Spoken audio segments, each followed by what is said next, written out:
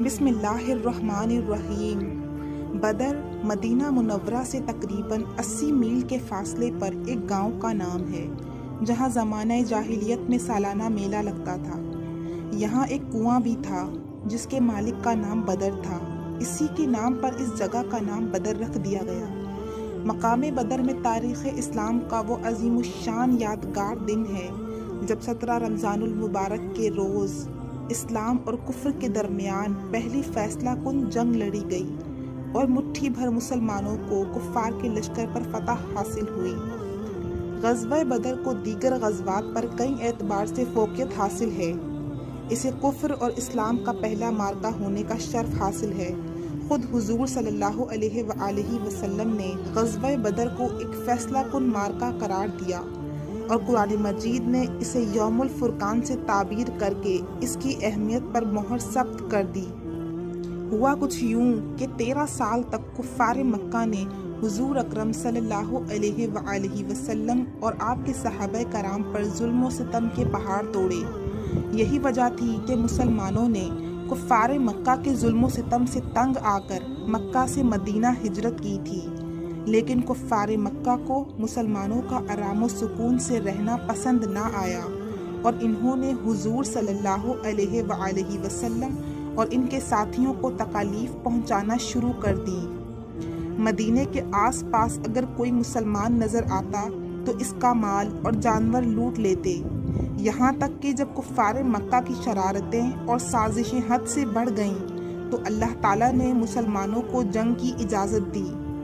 ہجرت کے دوسرے سال نبی اکرم صلی اللہ علیہ وآلہ وسلم نے ایک دستہ دشمن کی نقل و حرکت پر نظر رکھنے کے لیے روانہ فرمایا۔ مسلمانوں کے اس دستے کو کفار سے جنگ کی اجازت نہ تھی، لیکن جب اس دستے کا سامنا دشمنوں کے ایک قافلے سے ہوا تو ان دونوں کے درمیان جنگ چھڑ گئی، جس میں کافروں کا ایک سردار عمرو بن حضرمی مارا گیا۔ قریش نے اس قتل کا بدلہ لینے کے لیے مسلمانوں سے ایک بڑی جنگ لڑنے کی تیاریاں شروع کر دیں۔ انہی دنوں قریش کا ایک تجارتی قافلہ شام گیا ہوا تھا۔ اس تجارتی قافلے کا سربراہ قریش مکہ کا سردار ابو سفیان تھا۔ قریش نے اس تجارتی قافلے کا منافع مسلمانوں کے خلاف جنگ میں لگانے کا ارادہ کر رکھا تھا۔ اس قافلے میں 1000 اونٹوں پر 50,000 دینار کی مالیت کا ساز و سامان لدا ہوا تھا۔ جب کفار کا یہ تجارتی قافلہ مدینے کے قریب سے گزرنے لگا تو آپ صلی اللہ علیہ وآلہ وسلم نے مسلمانوں کو حکم دیا کہ اس قافلے کا مقابلہ کر کے قریش کی طاقت توڑ دی جائے۔ چنانچہ مسلمانوں کا مختصر سا لشکر بغیر کسی تیاری کے مدینہ سے روانہ ہوا۔ ان کے پاس پوری جنگی ساز و سامان بھی نہ تھا۔ ابو سفیان نے مسلمانوں کے لشکر کی اطلاع ملنے پر اپنا راستہ تبدیل کر لیا اور ساتھ ہی کفار مکہ کو پیغام بھیج دیا کہ میری مدد کو آؤ۔ کفار مکہ ابو سفیان کا پیغام ملتے ہی جنگی تیاریوں کے ساتھ 1000 کا لشکر لے کر مسلمانوں سے مقابلے کے لیے چل پڑے۔ کفار مکہ کے لشکر کا سردار ابو جہل تھا۔ لشکر میں 100 گھوڑے اور 200 زرہیں تھیں اور کثرت سے اونٹ بھی شامل تھے۔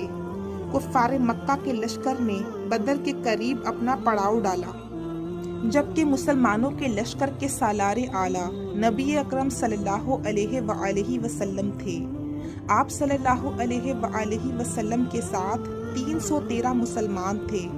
پورے دستے میں صرف 2 گھوڑے، 70 اونٹ اور 6 تلواریں تھیں، جن میں ہر اونٹ پر 2 یا 3 آدمی باری باری سوار ہوتے تھے۔ مسلمانوں کا لشکر بھی بدر کے قریب پہنچ کر رک گیا۔ نبی کریم صلی اللہ علیہ وآلہ وسلم نے رات بھر رو رو کر سجدے میں اللہ تعالیٰ سے دعا فرمائی کہ اے اللہ، اگر آج یہ مٹھی بھر مسلمان ہلاک ہو گئے تو روئے زمین پر تیری عبادت کرنے والا کوئی نہ ہوگا۔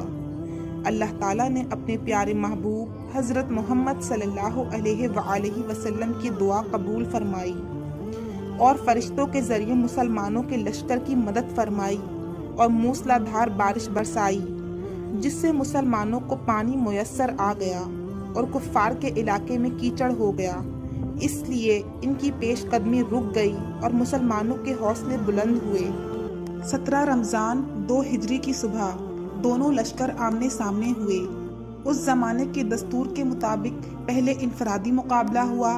کفار کی طرف سے ربیعہ کے 2 بیٹے عتبہ، شیبہ اور عتبہ کا بیٹا ولید مقابلے کے لیے نکلا۔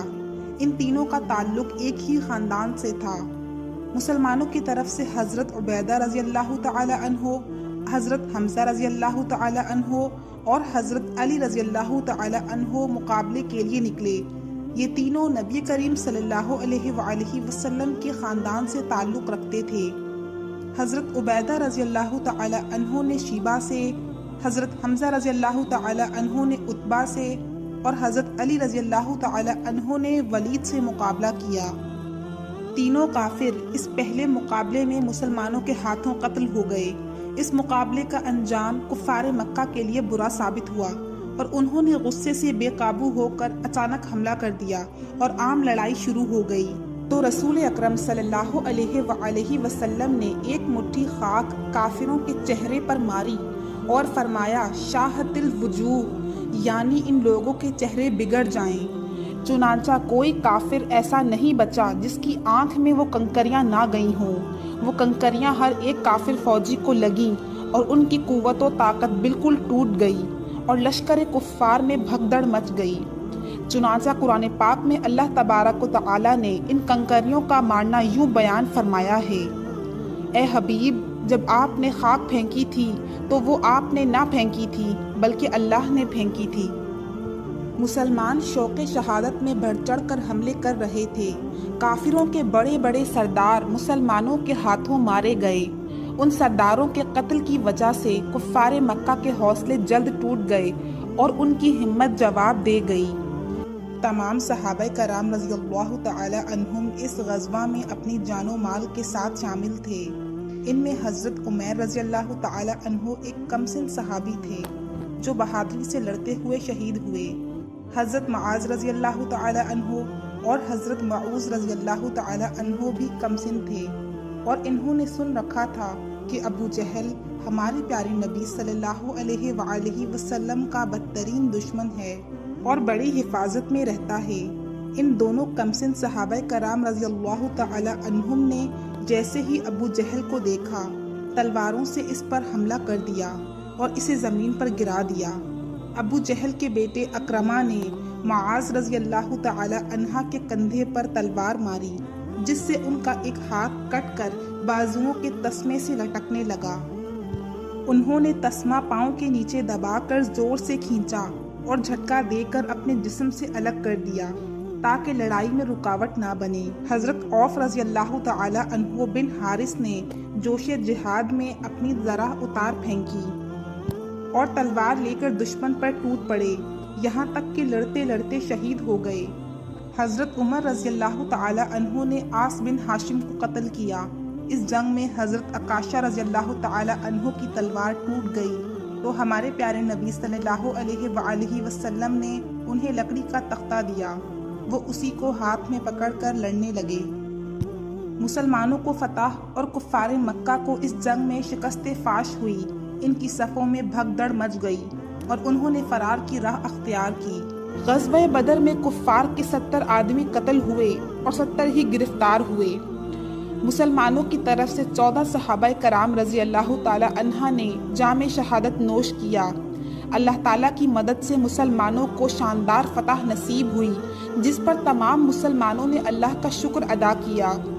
اس جنگ میں قید ہونے والے لوگوں کے ساتھ مسلمانوں نے بہت اچھا سلوک کیا۔ مسلمان جو کھانا خود کھاتے وہی قیدیوں کو کھلاتے۔ مسلمانوں نے قیدیوں کو فدیہ لے کر اور جو قیدی پڑھنا لکھنا جانتے تھے انہیں 10 بچے پڑھانے کے عوض، اور جو قیدی پڑھنا لکھنا نہیں جانتے تھے اور نہ ہی رقم ادا کر سکتے تھے انہیں بغیر کسی زیادتی کے آزاد کر دیا، جس سے متاثر ہو کر بہت سے قیدی مسلمان ہو گئے۔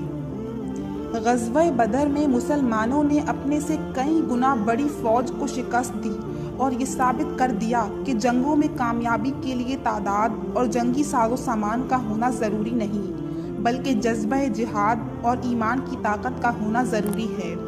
اس غزوہ کے بعد اسلام ایک مضبوط قوت کے طور پر ابھرا اور کفار مکہ کو مسلمانوں کی حیثیت، طاقت اور ایمانی قوت کا اچھی طرح اندازہ ہو گیا کہ اسلام کو مٹایا نہیں جا سکتا۔